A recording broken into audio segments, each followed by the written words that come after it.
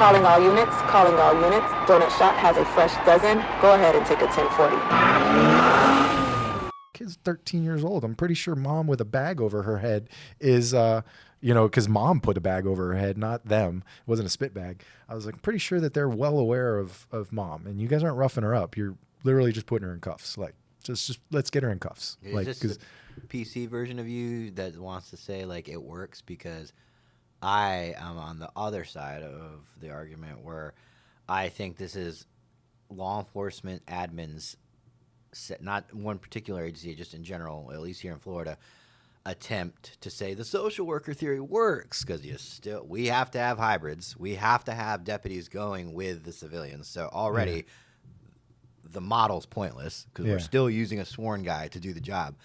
And then they go and they only work 9 to 5 Monday through Friday. Well, unfortunately, people that need to be taken into custody against their will operate at all times of the day, all days of the week. So, it's at the end of the day, social workers, the people that need to be taken into custody against their will for their mental state, typically civilians cannot handle, in my experience. Yeah.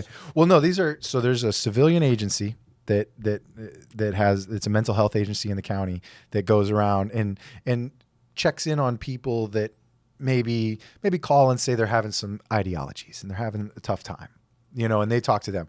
Law enforcement obviously goes to, hey, I'm about to do it or I want to do it. Like we have the elevated amount, but it's just, so then they have the Baker Act team from the county that then also might go there to back them up. And they know they're going to take this person into custody. So they come. And what they do is they're pretty much helping out across the county cities and stuff that just, because it's a long process to Baker Act somebody, transport them to, especially for us now, like our receiving facilities are going away. So we have to go out to the east side of the Fort Lauderdale. Funding?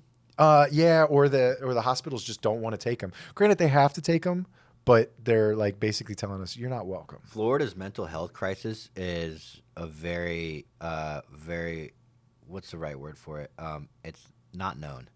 Well, that's unspoken. There's where I am coming back to the road back in October. Anybody that works in the building, I was above the first floor guy, working in the building, more administrative. You're back to being a street cop. Yay! Man. Yeah. And so I'm busy. I'm not saying I turned a blind eye to the plight of road patrol, but I was just doing it's what not your specific job title anymore. There's many different jobs in the police department. You have to do it.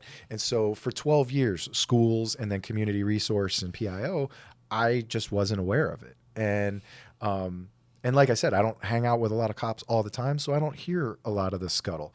So now being back on the road, it's just seeing the amount of mental health compared to 12 years ago when I left the road is amazing to me. The amount of mental health problems, the amount of, because I work days, so I come in at 6:30 in the morning, the amount of people that are sleeping in their cars, because the most important thing to most people is your car, because it gets you to and from where you need to go, because Florida sucks for public transportation.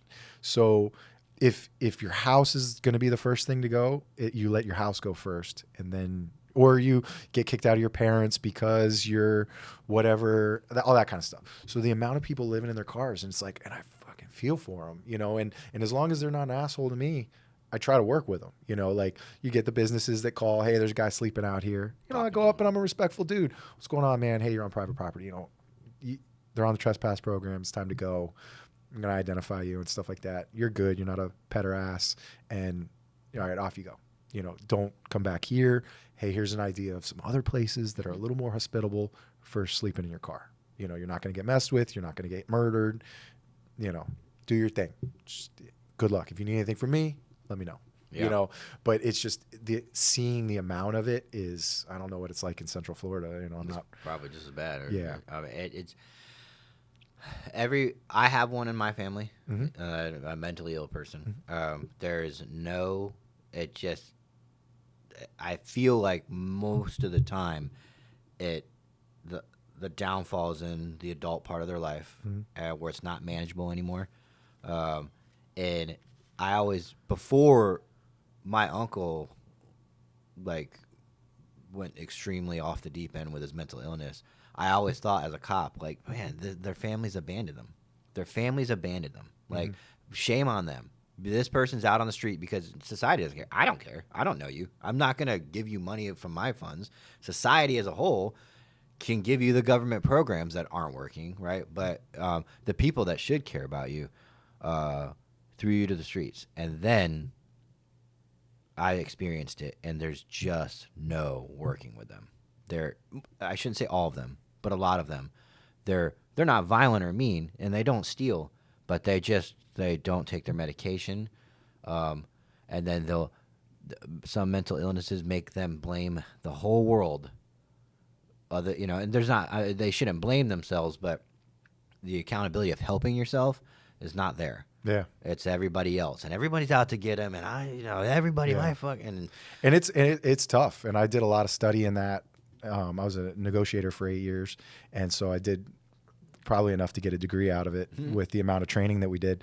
And it's hard. And a lot of times it's just because they don't like the side effects of the medication that they're being prescribed. It messes with all kinds of stuff. One of them being libido. And that's a driver of most of us, so it messes with libido. It messes with your eating. It makes you this or that. And so it's just when they're messing with all those different types of medication, and then it's all an experiment. That's why they call it a practice, for doctors. They're experimenting on you. They're like, hey, it's try not this working. and this one, but then you've got to let it go. You've got to have the uptake where you're doing 2-3 weeks on that medication for you to even get the actual benefits from it.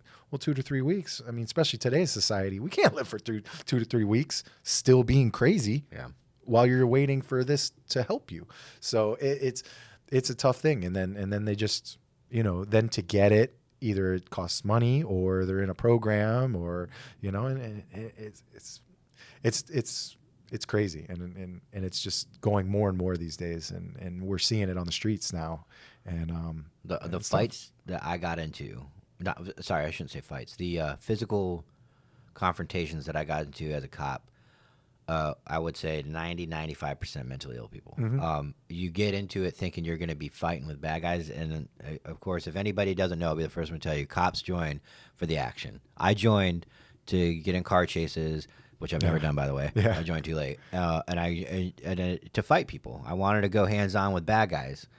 As it turns out, you're fighting with mentally ill people all the time. And then as I grew into my career a little bit, I started feeling terrible for some of the things, the force that I used, all within policy. That person didn't deserve that. They're not in the right state of mind. Whether they're screaming at you, naked, kicking you, trying to bite you, that's I kind of look at it now as like, what if a child was doing that? You wouldn't use all the force that you're allowed to on that child. You wouldn't, even if the state wanted to declare that parenting, might not be the best answer. And so with adults with mental illnesses, I'm convincing myself maybe these programs are a good idea because I just like looking back on it, and I won't now. I hate it. When I go hands on, I'm constantly, this is going to sound super libtard, but I am constantly like borderline stroking people, patting them, telling them it's okay as we're forcing them to the ground. I want to do everything I can to let something in this person's brain know that we're doing it for them. Like, it's okay. It's okay. Yeah. Sometimes it works. Sometimes it doesn't. And then you have the other flip side, not mental illness, but a whole nother conversation for autism. Oh yeah. Oh my God. Those, I know the patting and the talking to and the stroking does work. There's a couple times where, man, like 12-year-olds could pick me up and throw me, and those kids especially does not warrant any type of force. Yeah. Let's take a quick break, but when I get back, I want to talk to you about the talking to, the over verbalization. So we'll be right back. Hey, what's up, guys? If you like that clip, go over and check out the full episode at Donut Shop Podcasts. Link is down below in the description.